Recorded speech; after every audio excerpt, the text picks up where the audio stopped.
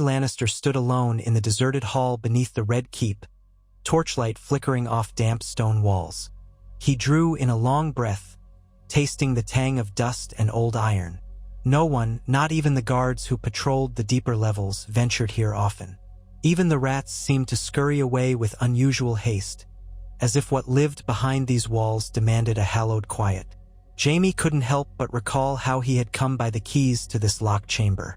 Grand Maester Pycelle had been their keeper once, and after his death, they had passed through various hands. Hands that seldom touched them, as if fearful of the secrets they might unlock. Now they rested in Jaime's glove, cool and unassuming, yet capable of drawing him into a piece of history he had never known existed. He closed the door behind him gently, wincing at the echo of metal scraping on stone. The corridor beyond was thick with dust motes swirling in the torch's uncertain glow. Jaime had come here in secret, disguised beneath a plain cloak and hood, skirting the eyes of the various Lannister guards who would surely question why the Lord Commander of the Kingsguard lurked in the castle's forgotten belly at night. That he had left Ser Balon Swan to watch over Tommen with only a single retainer was a breach of protocol. But Jaime's instincts compelled him to obey the summons written in the old scroll found on Pycelle's dusty shelves. It had contained only a cryptic note. The oath was older than Ares, older than the Iron Throne. Descend to the lowest vault if you would know your duty. And it was signed with a symbol Jaime had never seen, a three-headed dragon half-encircled by 7 swords. He lifted his torch to see the vault's ceiling vanish into darkness. The air smelled of moldy parchment, old leather, and stale regrets. The corridor narrowed until the blocks of stone pressed in on both sides, and he found himself walking more gingerly, mindful of his missing right hand. The wooden fingers strapped to his stump were no help for balancing himself against the slick stone. The mere difficulty of the path unsettled him. Why would any maester or keeper of records store something so vital in a place so deliberately hidden? Eventually, the corridor widened, opening into a modest chamber. Rows of shelves crammed with scrolls and old tomes lined the walls. Spiders had spun their delicate lace in the corners, and every surface bore a fine coat of dust. Jaime's breath stirred the dust motes into dancing eddies, swirling through the torchlight. He set his jaw and felt a curious flutter in his stomach. He was, in his own mind, well beyond the age of believing in ghosts or curses, but something about this place felt touched by more than neglect. The ghosts that lived here were the weight of vows, of old mistakes, of hidden truths. He stepped forward, and the echoes of his boots on the ancient stone reminded him that he was quite alone. The Lannister part of him, proud and practical, scoffed at the idea that some ancient vow could mean more than the reality of the present. Jaime had broken plenty of vows. He had made one vow and shattered it in fire and blood when he cut down the Mad King. He had broken lesser vows for Cersei, time and again, with hardly a second's remorse. But he had also changed. Ever since that fateful journey with Brienne of Tarth and the loss of his sword hand, he had been confronted with the ugliness of his own choices, and small shreds of decency had fought their way to the surface. He wanted to be better than the man who had pushed a child from a window. He wanted, perhaps more than anything, to prove to himself that he was not the sum of his worst crimes. Parchment rustled under his fingertips as he picked through the shelves. Many of the scrolls were in disrepair, their edges flaking under the slightest touch.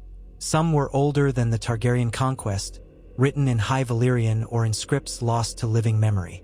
The further he went, the more elaborate the wards and sigils on the scroll cases became. Dragons entwined, circles of swords, repeated over and over. It was almost like a progression, leading him to the center shelf. At last, Jaime found a cylindrical case bound with bronze filigree. A small plaque on the shelf identified it simply as the White Book Addendum Arcane. The White Book itself was the official record of the Kingsguard, detailing every sworn brother's deeds. It was the thick tome kept in the royal library, and Jaime knew it well. He had read the entries of the men who came before him and the men who served beside him.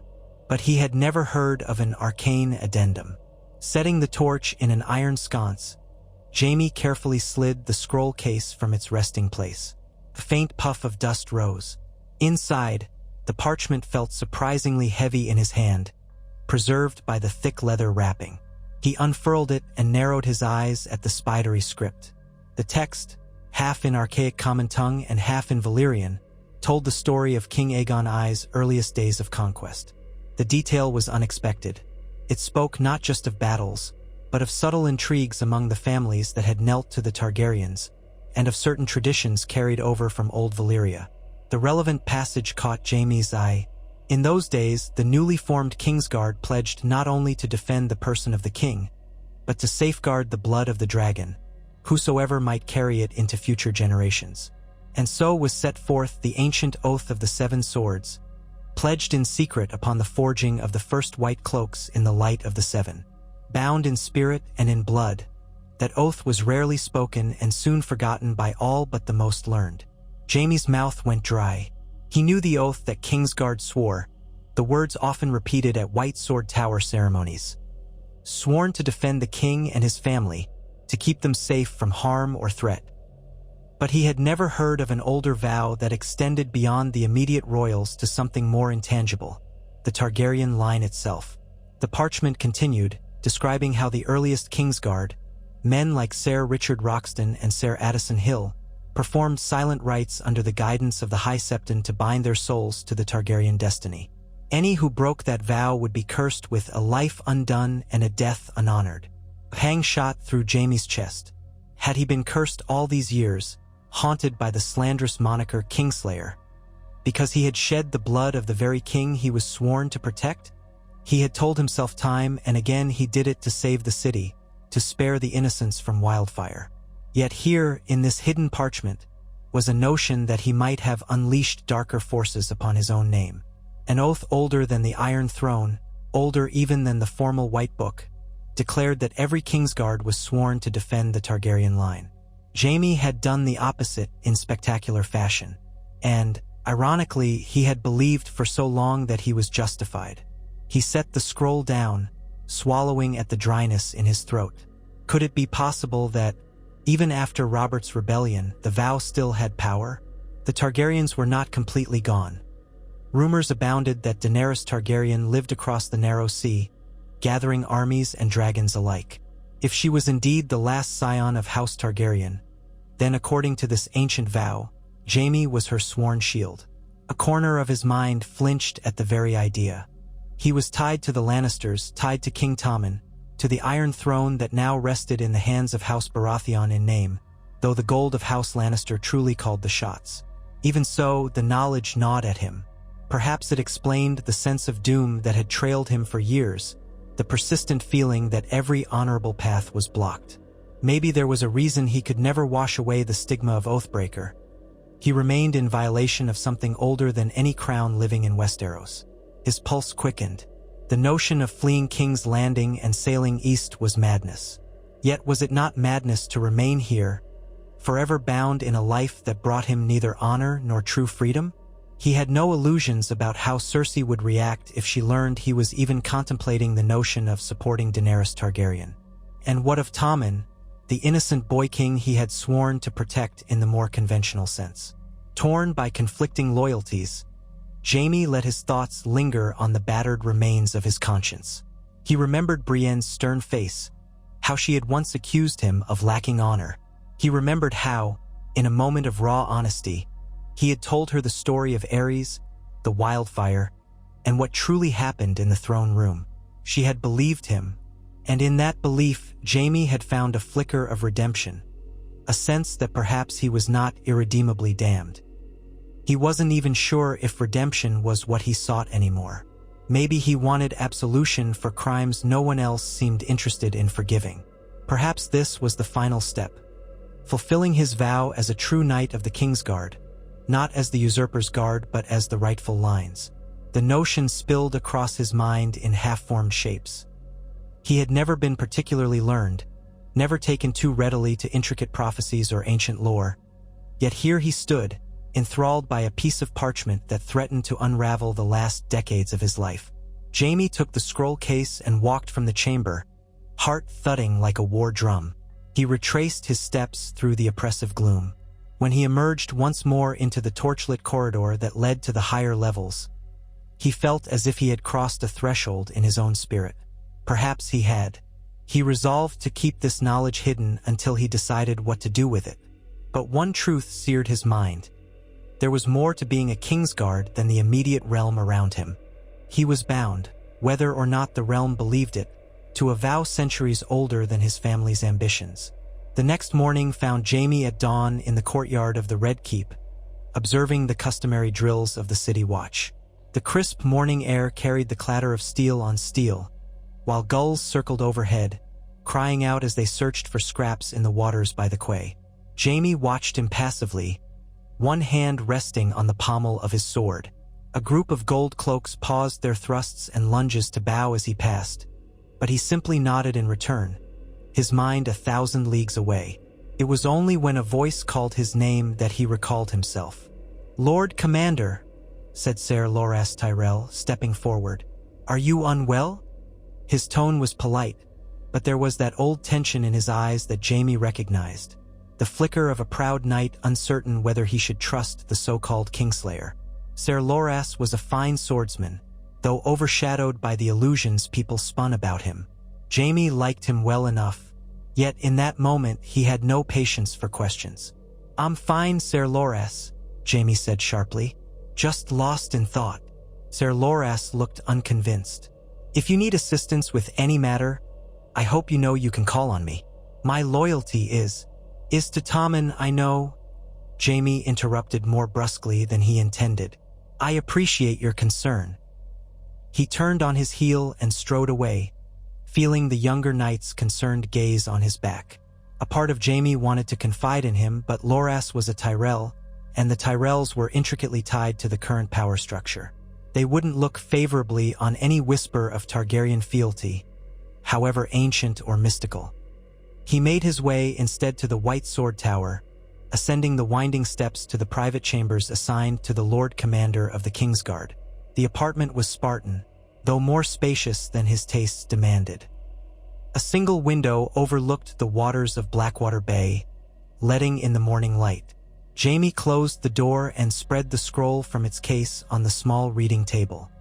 He had spent much of the night poring over it, trying to piece together the meaning behind the vow and what precisely was demanded of him. A feeling of dread and possibility both simmered in him. He felt as though the ground beneath his feet might shift at any moment. The parchment detailed a specific phrase, something the earliest Kingsguard would recite in High Valyrian.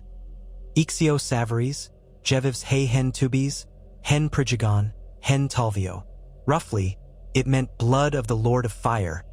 We stand with you in light, in darkness, in eternity. The vow was seldom spoken after the first generation of white cloaks, gradually replaced by simpler words.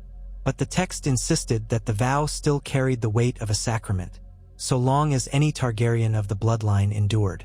And apparently, in the event a sworn brother betrayed the vow by killing or abandoning the rightful heir, the only path to spiritual release was renewed service, protecting a living Targaryen from mortal danger. The notion jarred Jaime. He could almost see how it might align with his personal sense of justice, flawed as it was. For years, he had told himself that slaying Aerys was righteous, that he had saved the city, and perhaps the realm. But that didn't change the fact that he had sworn to protect Aerys and then killed him. Now, if Daenerys truly was the rightful queen in exile, and if she intended to return, it might mean Jaime was compelled by some intangible vow older than his own house. He couldn't simply ignore it. He tried ignoring guilt for years, and it had not served him well. Thinking of Brienne, of the look in her eyes when he'd finally told his side of the Mad King's story, he felt that same burning urge to set things right, to find a wholeness in the duty he'd once scorned. But how? The city was on edge. Cersei had her own intrigues swirling about her, and Tommen was but a boy. The realm was fractured by war, by distrust, by whispering lords who waited to see if the rumored dragons would come to Westeros. Jaime thought about the old saying that Targaryens were either brilliant or mad. If Daenerys were mad, would he be compelled to defend her, even if she threatened to become a second Aerys? The vow made no mention of moral exceptions. He had many questions and no one to answer them. He folded the scroll carefully and hid it in his trunk beneath his spare cloak. A wave of exhaustion sagged his shoulders. Yet he forced himself to straighten. The day's duties beckoned, from meeting with the other Kingsguard to training novices. For better or worse, he had a role to maintain. Over the next few weeks, Jaime went about his responsibilities with a distraction that did not go unnoticed. More often than not, he found reasons to spend time at the castle archives, devouring scraps of history about the Targaryens, trying to glean any new insight into the vow. He learned that the vow was believed to be spiritual more than legal in nature, never recorded in official ledgers or documents for the realm. Only select maesters and septons of old kept half-coded references to it. In some accounts, those who broke the vow were said to be afflicted by an unquenchable yearning that would drive them to violence or madness unless they corrected their betrayal. The notion made Jaime uneasy because it resonated with how he felt about his entire life, like he was missing a piece of his honor or soul. Could that be the vow at work? Or was it simply a guilty conscience? He could not say. Meanwhile, the political situation in King's Landing grew more volatile. Cersei's schemes were as tangled as ever, and rumor had it that Daenerys Targaryen was indeed sailing west, with Dothraki unsullied and dragons at her back. Grudging respect flared in Jaime at the thought. A Targaryen with dragons, Aegon's line reborn. He wondered if she was the hope of the realm or its next great disaster. Despite himself, he wanted to see her, to judge with his own eyes if she was worthy of protection. If she was something more than a frightened exile with a claim.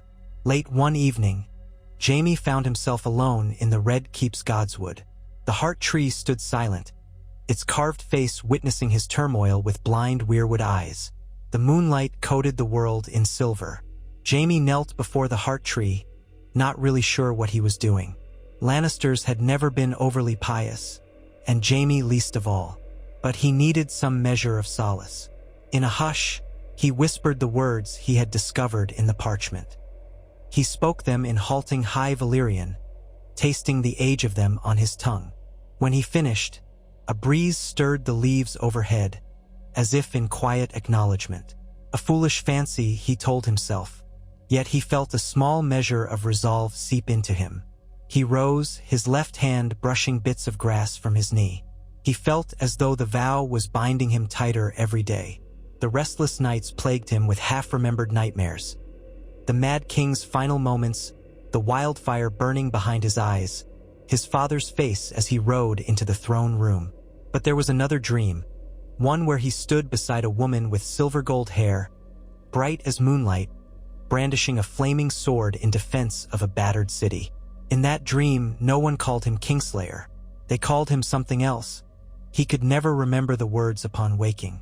The next morning, he rode out at first light, half on a whim, half on the push of desperation. Officially, he told the guards he was inspecting the surrounding farmland for safety.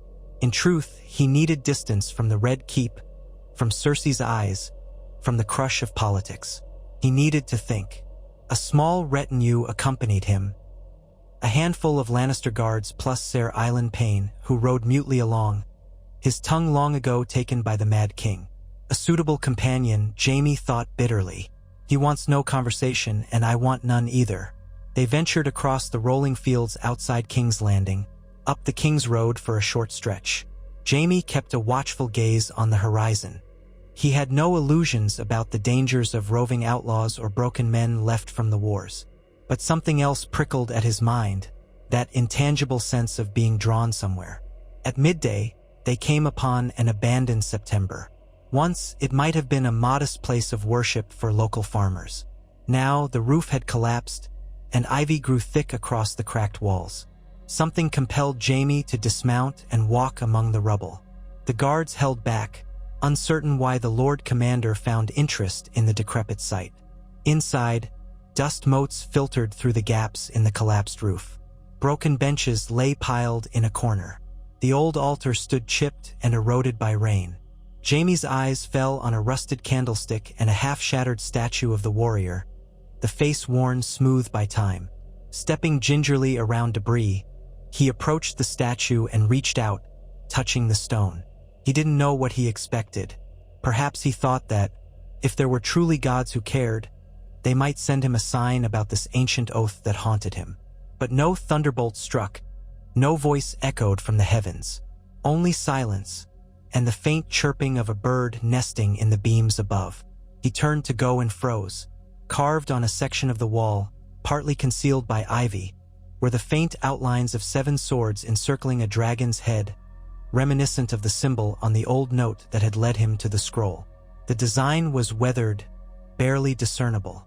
Jaime's heart gave a jolt. Why was that mark here of all places? Cautiously, he brushed the ivy aside to see if there was more.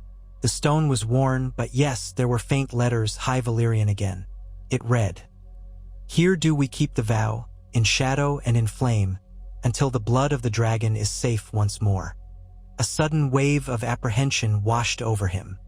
He felt watched, though none of his guards had come inside. The vow, it seemed to follow him, like a shadow woven through the land. Perhaps the earliest Targaryen kings had built secret shrines or placed wards in unsuspecting corners of Westeros. Or maybe local worshippers had left that mark centuries ago, and it was pure coincidence that he now stumbled upon it. He swallowed, stepping back from the wall. Coincidence felt unlikely. More and more, fate seemed to be weaving a net around him. In truth, he could not deny the slow but steady shift in his soul. He was no longer certain that his place was by Tommen's side in the name of the Iron Throne. He loved the boy in a distant, paternal way, but he also knew Tommen was sweet, innocent, unprepared for the machinations swirling around him. Cersei was far more cunning, too cunning, and he questioned whether staying was truly the path to any redemption. The vow's ancient spirit loomed in his mind, promising that if Daenerys was indeed the rightful Targaryen heir, Jaime's duty, his redemption, perhaps his entire identity, might be found at her side. He left the sept unsettled. That night, he and his guards made camp under the sprawling arms of an oak tree not far from the road. While the rest of them ate and drank, sharing ribald jokes around the fire, Jaime drifted to the perimeter. The sky above glittered with stars, thousands of them scattered like shards of diamond across the inky vault. He wondered if, somewhere across the narrow sea, Daenerys Targaryen stood beneath that same sky, looking west in anticipation. He wondered if that vow of steel and blood had ever crossed her mind. Almost certainly not. Yet if they met, how would she see him? As the vile Kingslayer who murdered her father? Would she try to kill him on sight? He pictured her unleashing dragons upon him, scorching him for the betrayal of House Targaryen. And then the old question arose. If she was indeed her father's daughter, if she threatened to burn King's Landing as Aerys once planned, could Jaime stand by her? Would he raise a sword to protect innocence, as he had all those years ago? And what would that mean for the vow? He slept fitfully, haunted by the clash of these questions. Dreams swam in vivid colors. A young girl with silver hair walking through a field of ashes, a city burning beneath dragonfire, and in the midst of it all, Jaime wearing a pristine white cloak, free of bloodstains, forging a new path he could not fully see. Upon returning to King's Landing, Jaime found the royal court in disarray. Cersei had received urgent news that Daenerys Targaryen had indeed landed in Westeros, on Dragonstone no less. A wave of rumor and fear rippled through the corridors of the Red Keep. Council meetings became frantic. Some advocated a swift strike to crush the Targaryen princess before she could muster local supporters. Others counseled caution, whispering that she had dragons, that her forces were no mere ragtag mercenaries. Tommen, young and gentle, listened with wide eyes, uncertain how to respond. Ultimately, it was Cersei who pulled the strings, forging alliances, planning defenses. She demanded loyalty from the Tyrells, from the Crownlands, from anyone who still held a shred of devotion to the Baratheon Lion monarchy. Jaime's presence was required at the countless war councils.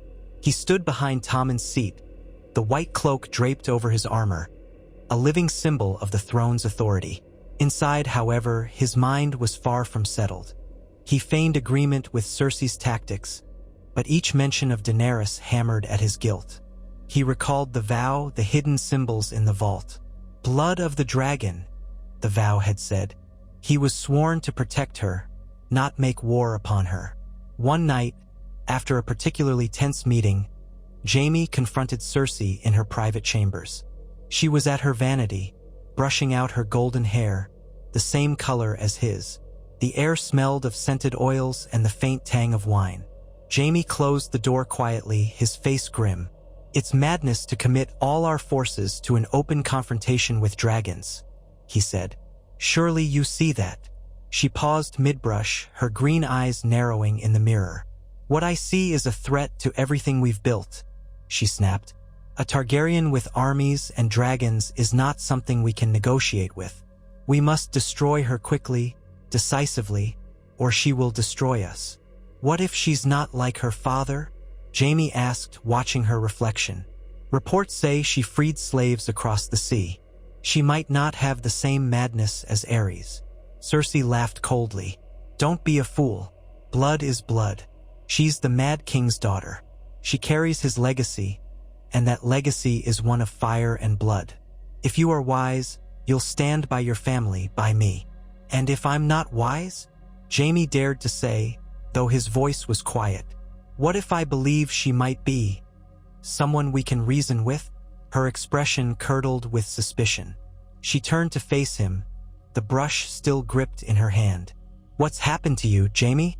You used to have no patience for Targaryens. You killed one, remember? You let the realm name you Kingslayer and spat on your vows. But now you quake at the thought of another Targaryen? If I didn't know better, I'd think you wanted to kneel before her." That barb stung far more than he expected. He set his jaw, struggling to keep his composure.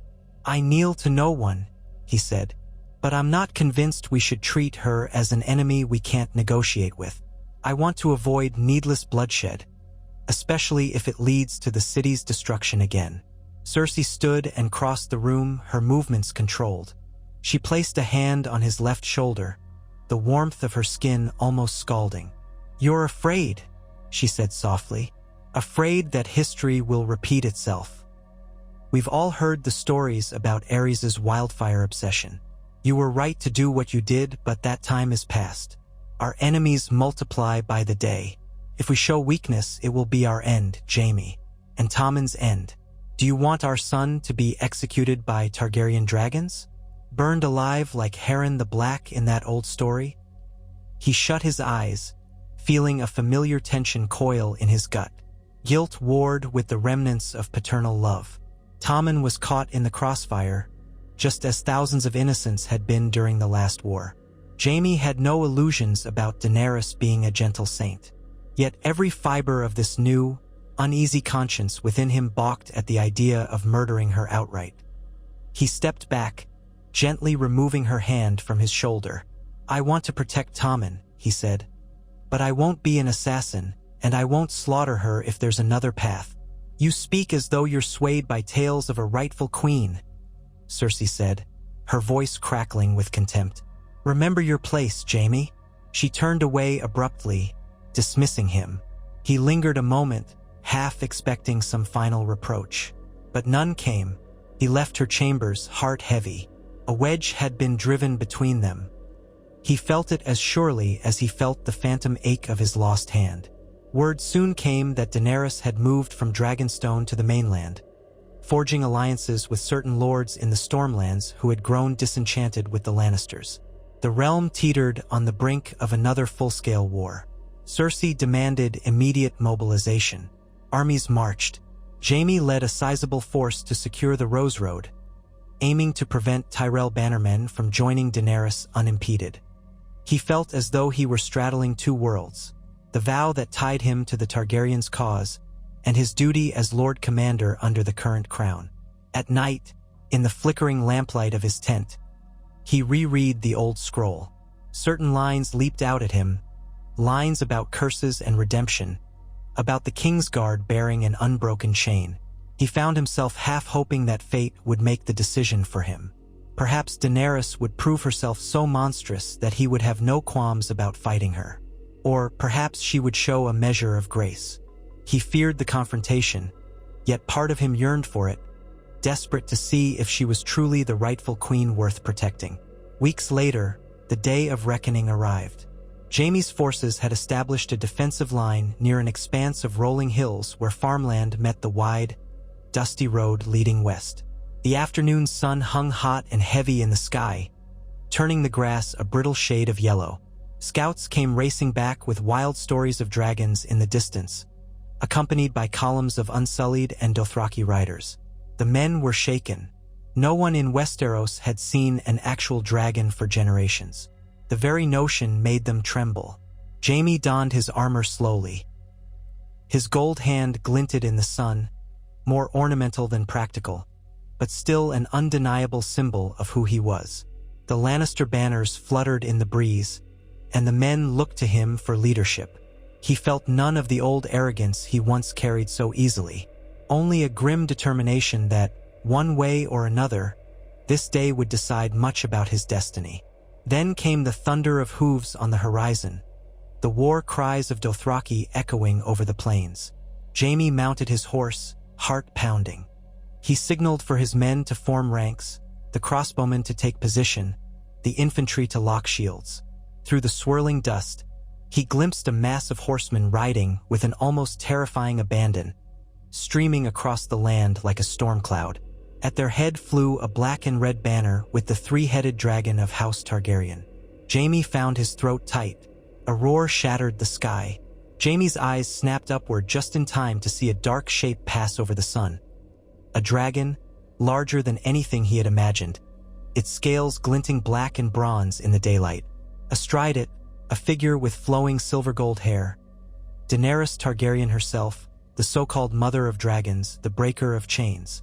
The creature banked, spewing a jet of flame at an outcropping of Lannister scouts. Men screamed and scattered, the stench of burning flesh reaching Jaime's nostrils a moment later. He forced himself to remain steady, calling out orders to hold the line. Already, many of his men were breaking, terror-stricken by the unstoppable combination of Dothraki hordes and dragonfire. It was chaos in an instant. Crossbow bolts sailed skyward, but the dragon's thick scales turned most aside. The Dothraki thundered into the lines, slicing down Lannister soldiers with curved rocks. Jaime saw Ser Bronn of the Blackwater rallying a handful of archers, shouting to aim for the rider. Another blast of flame engulfed a wagon of supplies, sending black smoke billowing upward. Jaime's heart hammered. The vow, defend the Targaryen line. The words raged in his mind. Yet these were his men dying, men who had trusted him. He couldn't abandon them. The clang of steel tore him back to the present. He spurred his horse forward, blocking a wild Dothraki blade meant for a fallen Lannister soldier. His gold hand was useless for gripping a shield, so he parried swiftly with his sword, spinning his horse to deliver a backhand slash. The Dothraki warrior went down, screaming. Another rider charged in, forcing Jaime into a desperate duel. His left-handed swordsmanship had improved, but it was still a struggle to match the furious, half-savage style of these horsemen. In the swirl of battle, the dragon roared again, banking low. Jaime caught a fleeting glimpse of Daenerys astride the beast. Her face was set in determination, eyes fixed on the mass of Lannister foot soldiers who tried to regroup. A wave of flame burst across the line, men shrieking, arms flailing as the fire claimed them. Rage and horror churned in Jaime's gut. The vow demanded he protect her, but she was burning his men alive. The same twisted reflection of history, the same savage spectacle that Aerys had once threatened. The night he killed Aerys flared in his memory. He had saved the city then. Could he stand by now and let her burn it all again? He saw a chance. Bronn had managed to operate a large scorpion-like ballista, pivoting the massive spear-firing contraption to aim at the dragon overhead. The great beast wheeled, blasting more flames. Bronn fired, but the shot went wide. Jaime spurred his horse closer, bellowing for the men to hold, to brace. The dragon descended with a roar, Daenerys leaning low in the saddle-like rig. In that moment, Jaime's eyes locked on hers. He wasn't sure how or why, but for an instant, he saw her face, ferociously intent, framed by disheveled silver hair. Her eyes flicked down to him with fierce clarity, as though she recognized him as the man who killed her father. The time for doubt had passed. If she continued this slaughter, hundreds, maybe thousands, would die. Tommen was not here, but King's Landing lay not far beyond. That vow from old, that cursed vow, demanded he protect her. But protect her from what? From the men she was killing? Or from herself and the path to madness? The dragon touched down in a swirl of dust, lashing its tail as Daenerys dismounted to tug a giant harpoon from its scaled flank. Bronn's second shot had struck true, but not deeply enough to fell the beast. The scorpion bolt jutted from the dragon's shoulder, and it let out a rumbling growl of pain. Jaime saw his chance, madness or not. He spurred his horse into a charge, sword raised. Perhaps if he could take her hostage, the destruction would stop. Or was he simply repeating the cycle, murdering a Targaryen for the realm's sake? The vow hammered at his mind, scorching him like a brand. Daenerys spotted him too late. She tore at the bolt stuck in her dragon's flesh, turning to see the Lord Commander galloping toward her. She reached for a small blade at her belt. The air felt thick with destiny. Jaime closed the distance, heart in his throat. Then the dragon's head snapped around, eyes full of burning wrath. Jaime felt the heat of its exhalation. Another instant, and it would bathe him in fire. In that frozen breath, Jaime glimpsed Daenerys' expression. Shock, fury, maybe even fear. Fear that she could be cut down like her father, that the Lannisters would claim another Targaryen life. The vow crashed in Jaime's head. In light, in darkness, in eternity. He pulled on the reins with his left hand, yanking the horse aside just as the dragon released a torrent of flame. The wave of heat singed his armor, nearly throwing him from the saddle. He glimpsed a swirl of smoke and dust. Then the ground rushed up to meet him as his horse collapsed. Pain exploded in his shoulder. The world spun in a cacophony of screams and roars. When his vision cleared, he lay on the scorched earth, half buried beneath the carcass of his horse. The dragon was rearing back, letting out a triumphant roar. Daenerys stood at its side, breathing heavily, her small blade clenched in one hand. She looked at Jaime with an expression he couldn't decipher. Anger, pity, hatred, confusion? He coughed, choking on the acrid smoke. Time seemed suspended. This was the moment he had feared and longed for, the moment he must decide. If he rose, tried to kill her, he would be forcing the vow into further betrayal. But if he laid down arms, he would be surrendering to the Targaryen queen. Could there be a surer act of fulfilling the vow than letting her strike him down if she deemed it just? The vow demanded he protect her, not slay her. He had done enough slaying in his life. He lifted his gaze, meeting hers. "Do it," he rasped, voice raw. He wasn't entirely sure what he meant. Kill me, or spare me, or bring an end to this madness. A flash of puzzlement crossed her features. She took a step closer, the blade trembling slightly in her hand. Her dragon snarled, protective, looming like a living fortress. Then, amid the ringing in Jaime's ears, he heard horns sounding in the distance. Reinforcements from the Lannister ranks, or maybe some flank of loyal cavalry. The battlefield was awash with blood and flame, too chaotic to tell. Daenerys glanced over her shoulder, making a split-second decision. She turned back to Jaime, her expression resolved. For a heartbeat, he was certain she would slit his throat. Instead, she spoke in a low, trembling voice. "Kingslayer," she said, letting the word hang in the air like a condemnation. Her eyes flicked to the carnage around them. "You would kill me as you killed my father?" Jaime mustered what little strength he had, pressing himself up on his left elbow. "No," he said, voice quavering. "I've killed enough Targaryens for one lifetime. Too many. I just wanted to stop the slaughter.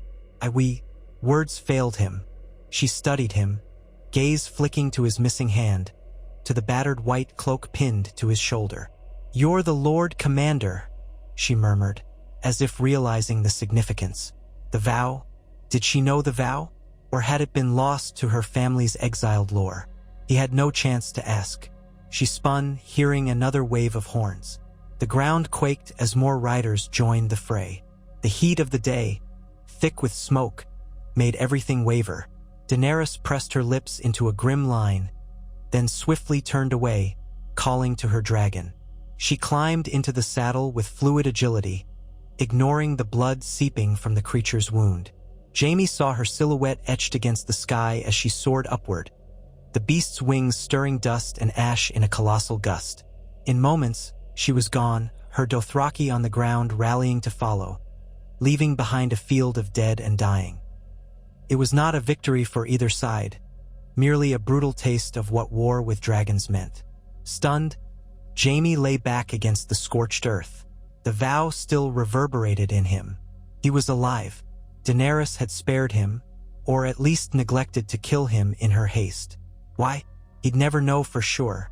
Perhaps she had more pressing concerns or some sense of mercy. Perhaps she wasn't her father's daughter in that regard. The vow pulsed within him like a second heartbeat, a reminder that his life was now inexorably entwined with hers. If he opposed her again, he might well perish. But if he meant to fulfill that ancient oath, protect the blood of the dragon, then he had decisions to make that would upend everything he once believed in. In the aftermath, Jaime's battered army limped back to King's Landing. The stories of the battle spread like wildfire. The Dothraki, the unstoppable dragon, and the precarious stand of the Lannister forces. Jaime remained tight-lipped about his encounter with Daenerys, but rumors circulated that he had been within a sword's reach of her and somehow survived. Cersei demanded every detail, but Jaime revealed only that the dragon was injured and she had withdrawn. He found her hostility mirrored in the courtiers' faces, as though they suspected him of betraying them in that crucial moment. He retreated to the White Sword Tower, ignoring the Ring of Steel as new men were recruited to bolster the city's defenses. The scroll from the hidden vault lay in his trunk, an ever-present weight upon his conscience. He knew now that its words were no mere legend. There was power in that vow, intangible but inexorable. The shame of having killed a Targaryen king now vied with the knowledge that he still might find redemption in protecting the king's daughter. But how? The realm was in turmoil, sides were being chosen, and Jaime was supposed to stand unflinchingly by Tommen's throne. Could he truly walk away from that? Walk away from his family, from his father's legacy, from Cersei? Late one night, he found himself at the window, staring at the distant glow of lights across Blackwater Bay. Out there, Daenerys Targaryen gathered her strength, forging alliances with lords who despised the Lannisters, preparing for the final conquest. Jaime wondered if she remembered him, if she even cared. He suspected she did. He had seen a flicker of recognition, of quiet disgust, when she spoke the word Kingslayer. She was probably considering how to handle the man who killed her father yet hesitated to kill her. A soft knock sounded on his door. Expecting a page or a messenger, Jaime bid them enter. To his surprise, Brienne of Tarth stepped into the room, tall and broad-shouldered in her travel-stained cloak. She had arrived in King's Landing unannounced, apparently. His heart lifted at the sight of her, though her face carried a grave expression. "Sir Jaime," she said quietly, pausing when she noticed the fatigue etched into his features. "I came because I heard rumors of a battle, and of dragons." He nodded, feeling a swell of emotion he could hardly place. Relief, perhaps, or shame because she always brought out the better man he might have been. "Yes, well, the rumors are true. Daenerys Targaryen has come to Westeros." Brienne inhaled slowly, glancing around the sparse chamber. "I also heard you survived an encounter with her dragon. People say you had the chance to kill her and didn't. Is that true?" Jaime stiffened. He realized rumors spread even faster than the truth. "I don't know what you've heard," he said softly. "But yes, I was close. I could have tried. I didn't." She studied him, her broad face unreadable. "Why?" He opened his mouth to form an answer, but no simple response existed. He thought of explaining the vow, the ancient oath that had ignited in his soul. But even with Brienne, who, more than anyone he respected, he hesitated. "Because I'm not the man I was," he said at last. "I'm not sure I ever want to be that man again." A faint glimmer of understanding crossed her eyes. "You have changed," she said, For the better, I think. But this war, it will test us all. Jaime let out a bitter laugh, stepping away from the window. Better? I'm torn. My vow is to protect the king, but I can't watch another Targaryen burn cities to the ground. It's the same madness as before, only with dragons instead of wildfire. Brienne, I don't know what to do. Her expression softened, the stern lines of her face giving way to concern. What does your heart tell you, Jaime Lannister? Not your pride, not your house name. Your heart. He hesitated, hearing the vow thunder in his mind again. A memory of the old sept with that carving, the dim archives, the centuries-old words about curses and redemption. He thought of Daenerys's face, how she had spared him in a moment of pure confusion. If she had truly been her father's daughter, she would have let her dragon roast him alive. But she hadn't. Maybe that was enough to prove she wasn't a tyrant. Or at least not yet. My heart, he murmured, is telling me I made a vow once, and I broke it. I've been living with that shame all my life. But there might be a chance, just a chance, to keep it this time and do some good. Maybe even save lives. He laughed nervously, raising his gold hand. Listen to me. I must sound mad. Brienne shook her head. No, not mad. You sound conflicted, but not mad. If there's a chance to prevent needless bloodshed, to avert another war that will slaughter thousands, we should both do our part. What do you propose? What did he propose? It was a question that gnawed at him daily. But with Brienne's presence, he felt less isolated. I need to speak to Daenerys, he said, surprising himself with his own boldness. Negotiate a truce or an alliance, or at least a ceasefire. If I can reason with her, maybe we can avoid the worst. I know it won't be easy. Cersei will call it treason. But I've known treason before. Brienne nodded, her blue eyes unwavering. I'll help you if I can, but it's dangerous. You'll be seen as a traitor to the crown if you go to her. He gave a weary smile. Then I suppose I'll be the traitor who tried to save the realm from being bathed in dragonfire. So be it, said Brienne quietly. I once made a vow of my own, to serve the greater good, to protect innocence. If you truly think this is the way, I will stand beside you. He felt gratitude well up, mixing with a sense of deep relief. Her loyalty was not the forced loyalty of men in his service, nor was it the twisted loyalty he once shared with Cersei. Brienne's devotion was rooted in honor, the same honor Jaime once mocked. Ironically, that honor was now leading him to a path that might redeem him. They spent that night in hushed discussion, planning how to slip away from King's Landing undetected. Brienne had news that Daenerys was camped in the field near a captured castle on the Crownland's edge, consolidating alliances. If they reached her, perhaps they could parley. Jaime doubted she would give him a warm welcome, but he had to try. He had to find a way to fulfill the vow that overshadowed his life. At dawn, Jaime gathered a few personal items. The old scroll detailing the vow, the white cloak he had worn for years, and a single golden lion brooch that once belonged to his mother. He left behind a short letter for Tommen, urging him to stay strong, and telling him he would always be his father, if only in secret, no matter what. The boy might never read it, or Cersei might burn it in anger. It was a risk he had to take. And so, Jaime Lannister, Lord Commander of the Kingsguard, the so-called Kingslayer, rode out of King's Landing with Brienne of Tarth at his side. They kept a low profile, avoiding main roads when possible. Jaime wore a simple cloak to hide the gleam of his armor. His gold hand would be a dead giveaway if spotted, so he kept it gloved whenever they neared other travelers. Each passing league made him feel both lighter and more anxious. The city's walls receded behind them, and with it, the Lannister legacy he had carried all his life. Would he return? Would he want to? Along the road, they saw farmers packing up their belongings, fleeing from the rumored war. Some eyed Jaime warily, noticing his fine mount and partially hidden armor. Others paid them no mind. Brienne's stoic presence proved reassuring. She had a way of standing tall that told trouble to keep its distance. Now and again, Jaime caught her looking at him with something like concern.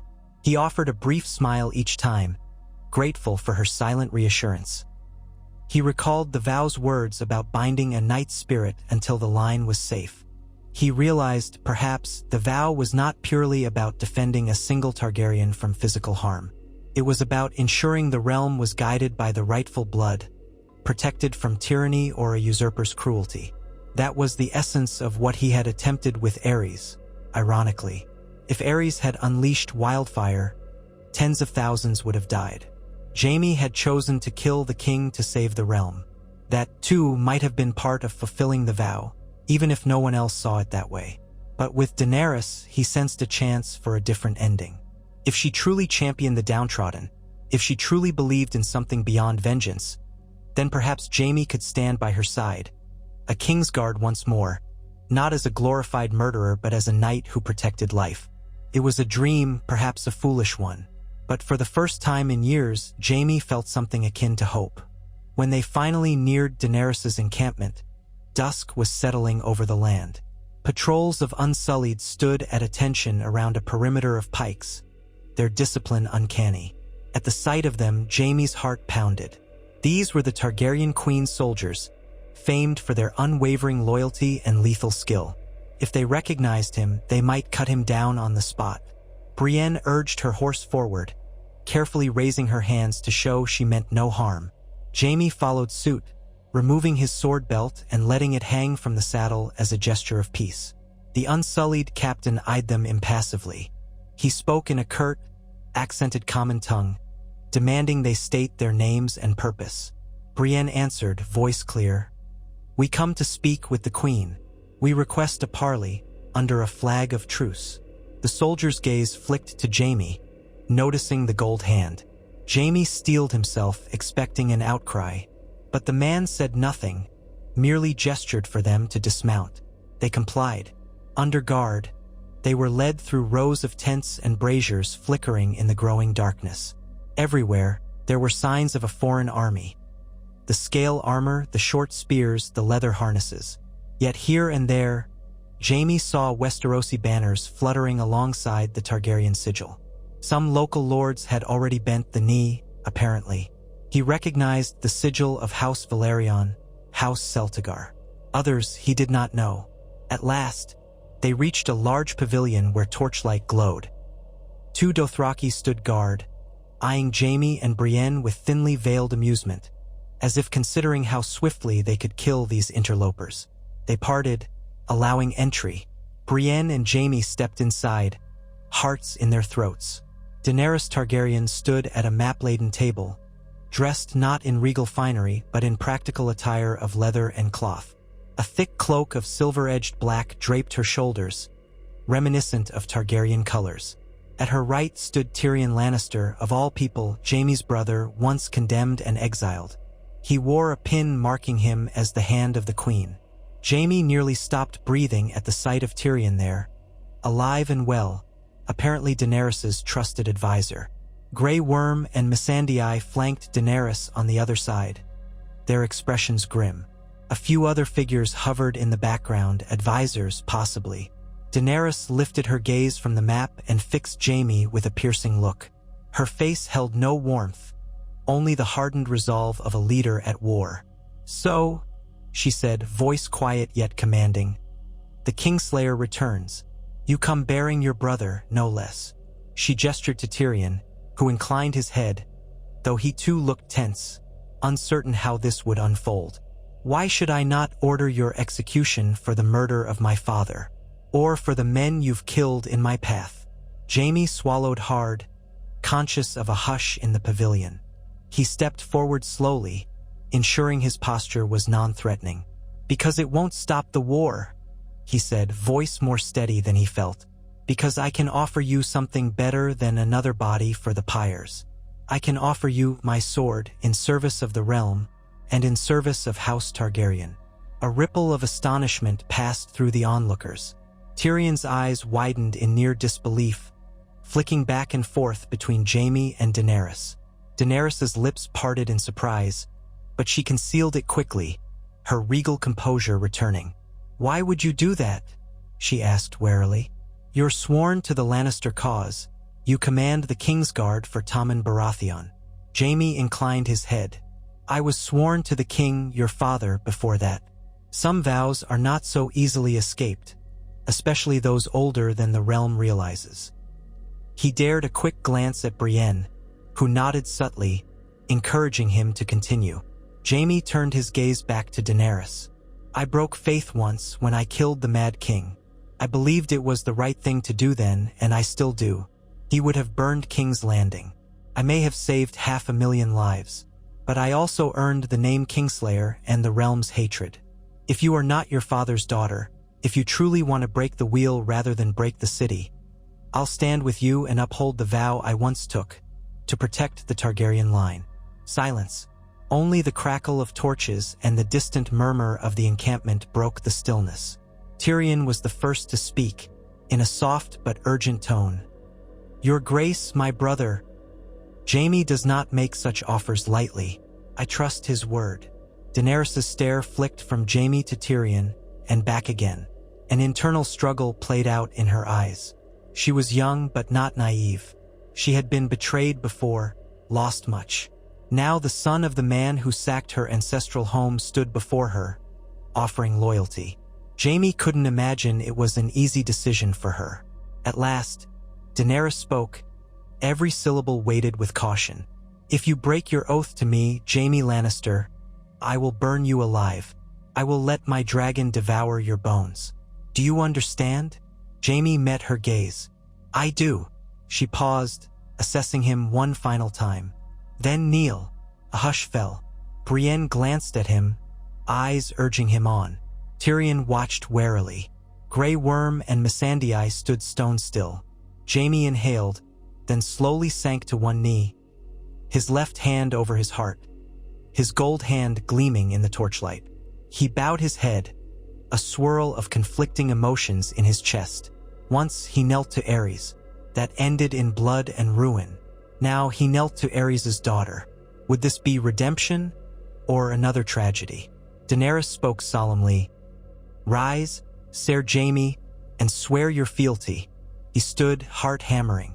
He spoke the words carefully, as though each were a stepping stone across a yawning chasm.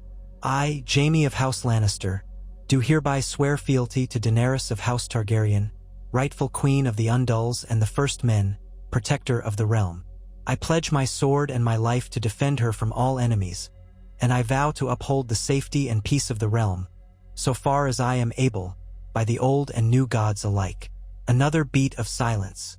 Then Daenerys inclined her head, acknowledging the oath. Jaime felt a curious weight lift, as if an invisible chain had loosened around his neck. The vow, the ancient vow, seemed to hum in his veins, not in condemnation but in cautious acceptance. He had chosen, at last, to stand by the blood of the dragon. Brienne exhaled a pent-up breath. Tyrion gave a small, relieved nod. Daenerys didn't smile. There was no triumph on her face, only the gravity of a queen who knew she had just gained a formidable ally, or perhaps a potential spy. Trust would not come easily, but Jaime felt, for the first time since he could remember, that he had taken a step toward redemption. The path ahead would be fraught with peril, with the possibility of betrayal on both sides. War still threatened. Cersei would never forgive him for this. He might be forced to face Tommen's armies in battle. And if Daenerys showed any signs of turning into a second Mad King, would he be duty-bound to stop her as well? The questions lingered, 1,000 uncertainties. Yet he could no longer deny the ancient oath that had shaped his destiny since the day he was first sworn to the Kingsguard, nor could he run from his conscience that ached to atone for his past. If Jaime Lannister was ever to find peace, this was the only road that offered it. Standing before Daenerys Targaryen, he silently prayed that she would be the queen the realm needed, that her vision of freedom and change would overcome the hunger for conquest. Because now he was bound to her cause, not just by words, but by something older and deeper, a vow that demanded he protect Targaryen royalty. He gazed at Daenerys, the flickering torchlight catching in her silver-gold hair, and something in his chest steadied. He had once been the Kingslayer, the Oathbreaker, scorned by a realm that could not see the nobility in his darkest choice. Now he stood a chance to be the knight he had always longed to be, honorable, steadfast, and, above all, redeemed. Whether he would achieve that redemption or fall once more into disgrace was uncertain, but this was the first step on that journey. And for Jaime Lannister, who had lived in the shadow of his sins for so long, there was no turning back.